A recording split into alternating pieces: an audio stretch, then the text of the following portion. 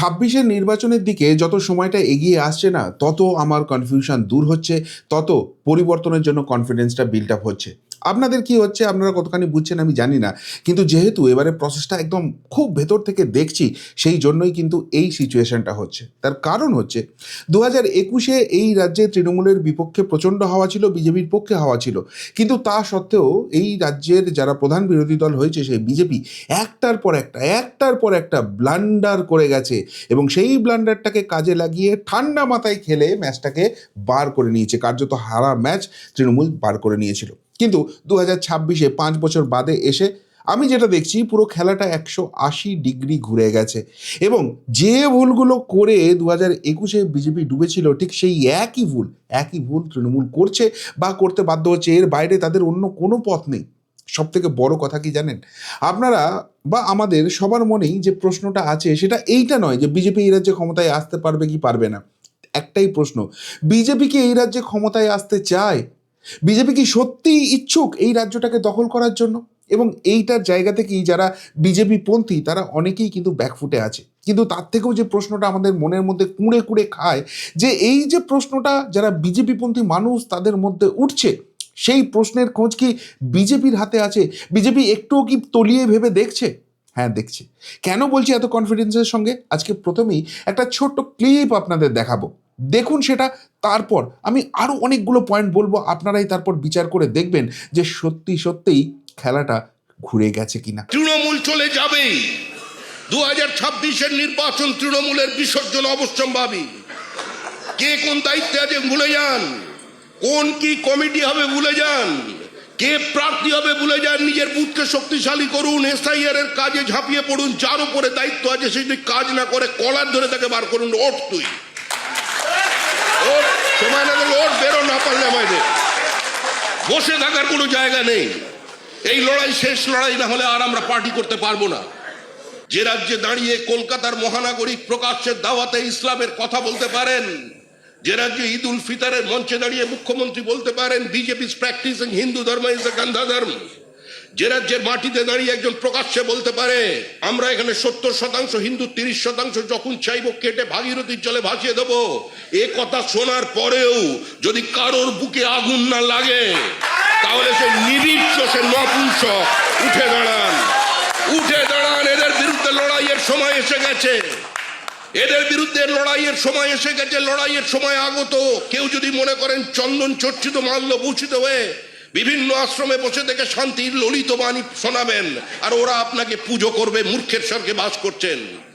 মানুষকে জীবন্ত পুড়িয়ে মারছে দীপু দাসকে।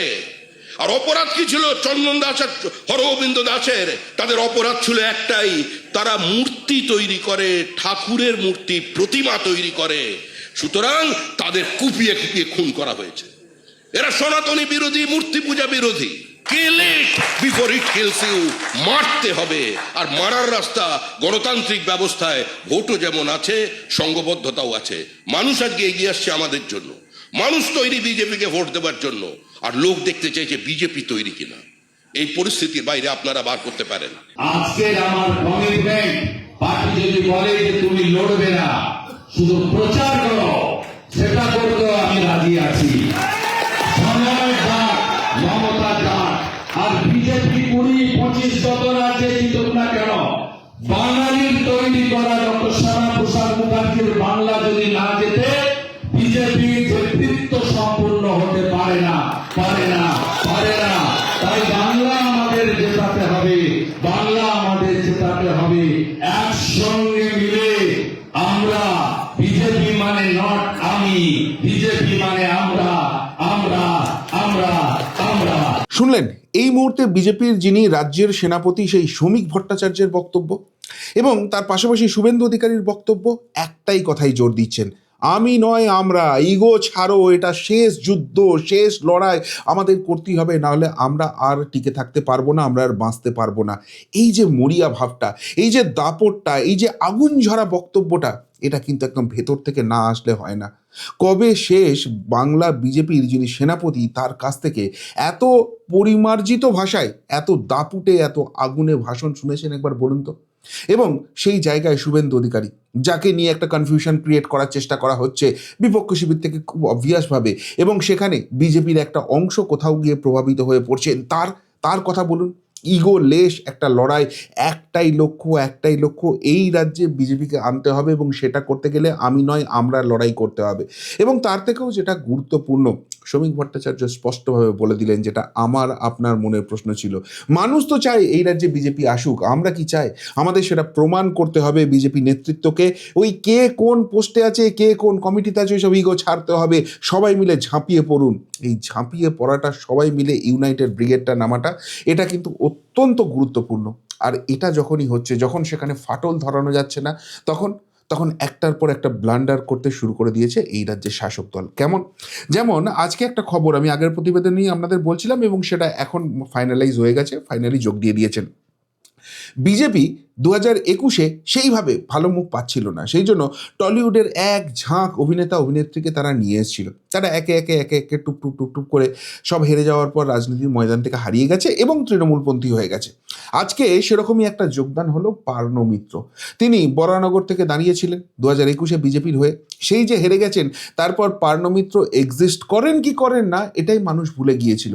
আজকে বহুদিন বাদে সেই অপাঙ্ক্তেয় হয়ে যাওয়া রাজনৈতিক ময়দানে যার কোনো ভ্যালু নেই, সেই পার্ন মিত্রকে ঢাকঢোল পিটিয়ে জয়েন করাতে হচ্ছে তৃণমূল কংগ্রেসকে। এবং সেখানে সাংবাদিকরা যখন প্রশ্ন করছে, পিছনে বসেছিলেন ওই এক মন্ত্রী, তিনি বলে দিচ্ছেন যে না ওইসব নিয়ে প্রশ্ন করা যাবে না, ওইসব নিয়ে প্রশ্ন করা যাবে না। অর্থাৎ কোনো মিসাইল এলে, মানে রাজনৈতিক প্রশ্নের মিসাইলের কথা বলছি, অন্য কিছু ভাববেন না, সেইটাকে সামাল দেওয়ার ক্ষমতা নেই পার্ন মিত্রের। সেই রকম একটা ক্যারেক্টারকে জয়েন করিয়ে ঢাকঢোল পেটাতে হচ্ছে যে দেখো আমাদের সঙ্গে এখনো মানুষ আছে। আসলে এত দুর্নীতি, এত করাপশন, এত কিছু হয়ে গেছে এদের সঙ্গে, সেটাকে প্রলেপ দেওয়ার জন্য এই মরিয়া চেষ্টাগুলো করতে হচ্ছে। কিন্তু এই ওষুধ তো আগেই প্রয়োগ হয়ে গেছে, এতে সামান্যতম কোনো এফেক্ট রাজ্য রাজনীতিতে পড়বে আপনাদের মনে হয়? আবার আর একটা মজার ব্যাপার দেখুন, হুমায়ুন কবির, যাকে দিয়ে একটা মরিয়া চেষ্টা করা হচ্ছে যে দেখো আমরা এখন হিন্দুত্বের পক্ষে আছি, হুমায়ুন কবির বাবরি মসজিদ করছে, হুমায়ুনের দিকে সংখ্যালঘু ভোটটা যাক, পরে হুমায়ুন কবির তৃণমূলে চলে আসবে, সেইটা নিয়ে করতে গিয়ে কিভাবে কিচে গন্ডুস করছে পুরো ব্যাপারটা। এই হুমায়ুন কবির দল করেছে, সেই দলের প্রার্থী ঘোষণা করে দিয়েছে, অনেক বড় বড় কথা বলছে, সব ঠিক আছে, কিন্তু সেই হুমায়ুন কবিরের পুত্র গুলাম নবী আজাদ না কি একটা নাম, সেই গুলাম এখনো তৃণমূল কংগ্রেসে রয়েছে, তাদের পঞ্চায়েত সমিতির সদস্য, সেখানে কর্মাধ্যক্ষ হয়ে রয়েছে, এবং তৃণমূল কংগ্রেসটা করছে। তাহলে যদি হুমায়ুন কবিরের এতখানি ব্যাপার হয়, তৃণমূল থেকে চলে এসছে, তার নিজের ছেলেকে তৃণমূল থেকে নিয়ে আসতে পারছে না, আসলে সবটাই যে গড়াপেটা গট-আপ সেটা ধরা পড়ে যাচ্ছে। এই ধরনের গড়াপেটা গট-আপ অঙ্ক যখন কষতে হয়, যখন সংখ্যালঘু ভোট, যেটা নাকি তৃণমূলের ডিভিডেন্ড ভোট ব্যাংক, সেইখানেও কনফিডেন্স না থাকে, তখন সামনে আনতে হয়, তখন বোঝা যায় দলটার কতখানি দেউলিয়া অবস্থা হয়ে গেছে। আবার আরেকটা জিনিস, মজার ব্যাপার দেখুন, যখন এই রাজ্যে দলবদল হয়, তখন আমরা বারবার দেখি রাজ্যের যিনি স্পিকার আছেন তিনি গান্ধীর ওই 3 মাদর হয়ে যান। অর্থাৎ না কানে শুনতে পাই, না মুখে বলতে পারি, না চোখে দেখতে পাই, সেই অবস্থা হয়ে যায়। তো হুমায়ুন কবির যেহেতু নতুন দল করে ফেলেছেন, তাকে নাকি ডাকা হবে, সেই নিয়ে অনেক ঢাকঢোল পিটিয়ে মিডিয়াতে খবর করা হলো।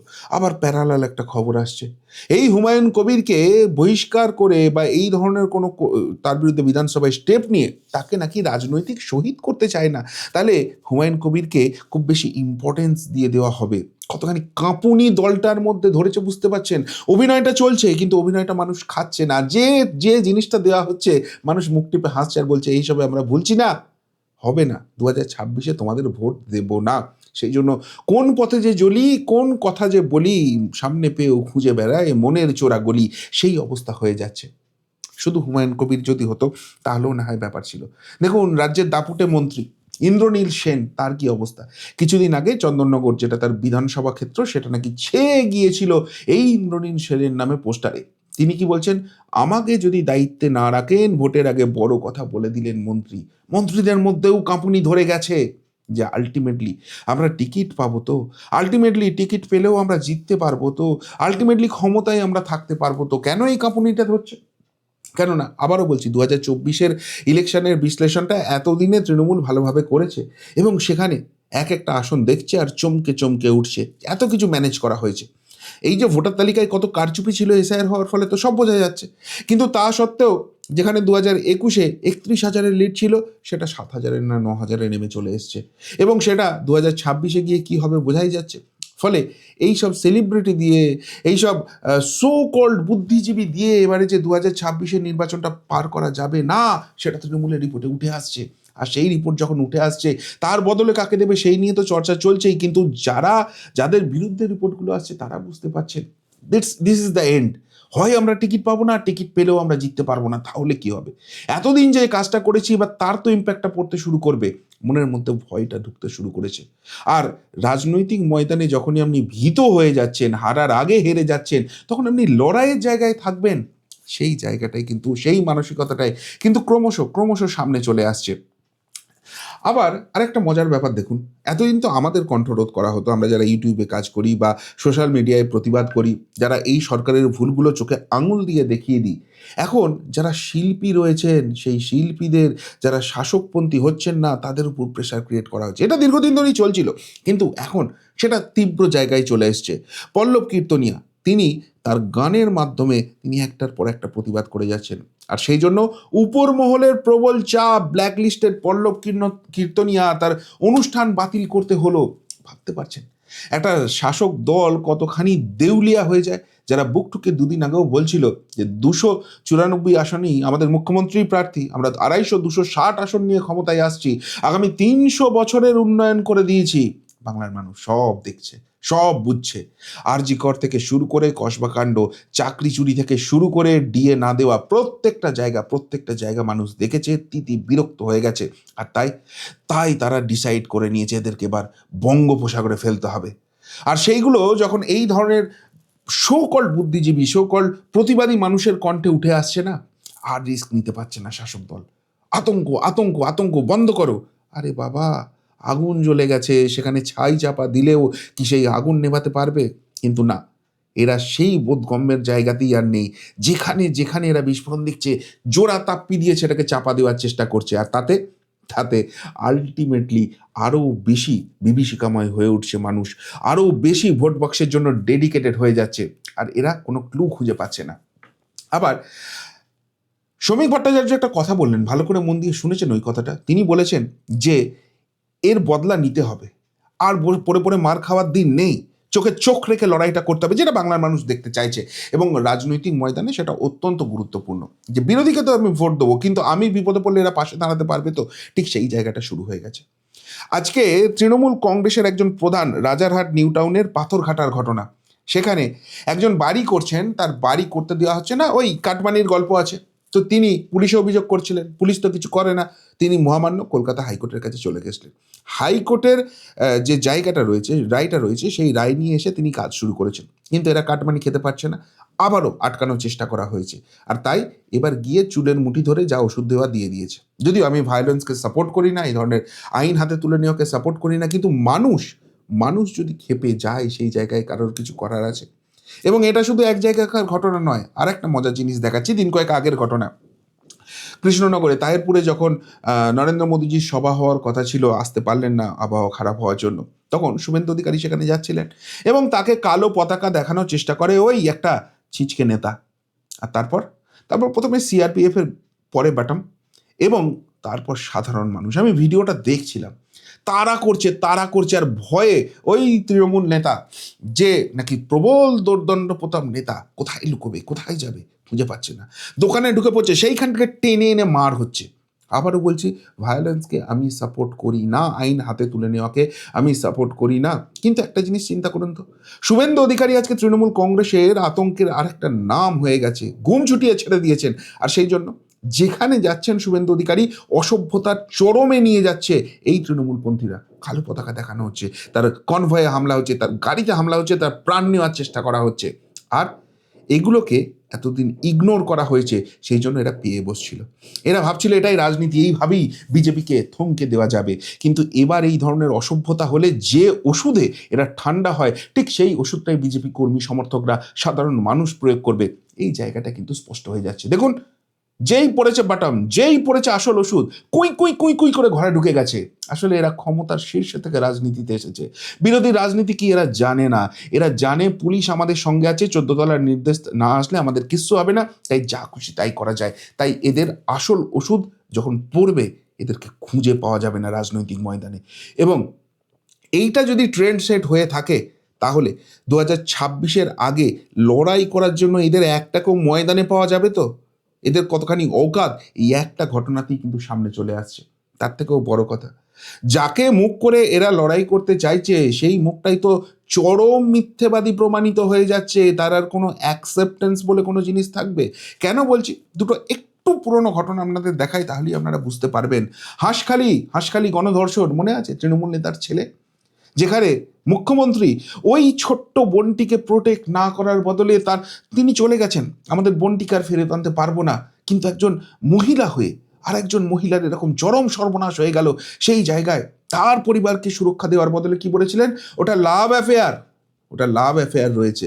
তো লাভ অ্যাফেয়ার যখন রয়েছে, আপনার রাজ্যেই বিচার হয়েছে, আজকে কেন এদের সাজা হলো? কেন প্রমাণ হয়ে গেল যে হ্যাঁ ওই বোনটির সঙ্গে অন্যায় হয়েছে?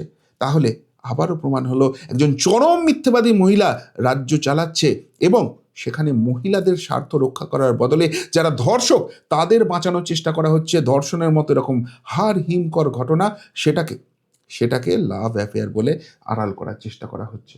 শুধু এই ঘটনায় নয়, হরগোবিন্দ দাস চন্দন দাস যে ঘটনার পরিপ্রেক্ষিতে তিনি বলে দিয়েছিলেন ওখানে নাকি বিএসএফ জড়িত আছে, ওখানে নাকি বহিরাগত ঢুকেছে, ওখানে নাকি বাংলাদেশ থেকে লোক নিয়ে এসে, অন্য রাজ্য থেকে লোক নিয়ে এসে বিজেপি অশান্তি করেছে, আপনার পুলিশ তদন্ত করেছে এবং আপনার পুলিশ তদন্ত করে বার করেছে। না, সবকটা স্থানীয় এবং সবকটা আপনার ওই বিশেষ দুধেল গাই সম্প্রদায়ের, এবং ওখানকার লোকই এই ভয়ঙ্কর হাড় হিম করা হিন্দু হত্যার ঘটনা ঘটিয়েছে।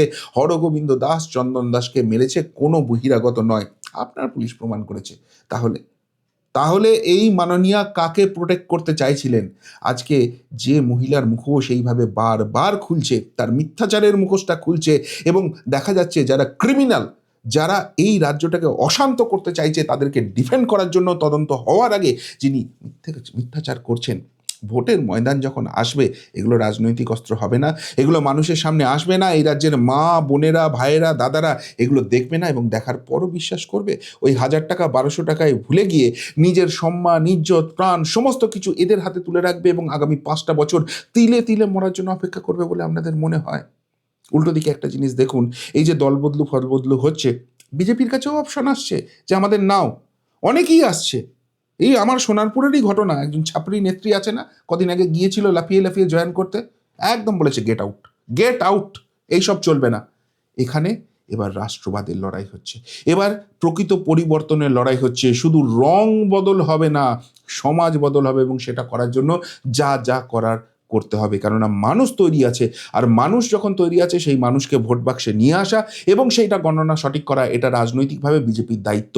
এবং সেই দায়িত্ব সম্বন্ধে বিজেপির যে দুটো সবথেকে বড় মাথা এই মুহূর্তে রাজ্য রাজনীতিতে আছে, সেই শুভেন্দু অধিকারী এবং শ্রমিক ভট্টাচার্য, তারা কিন্তু ডিটারমাইন্ড হয়ে গেছেন, এবং এই ডিটারমিনেশন যদি চলে আসে, এই বিজেপিকে রোখা সত্যিই সম্ভব হবে।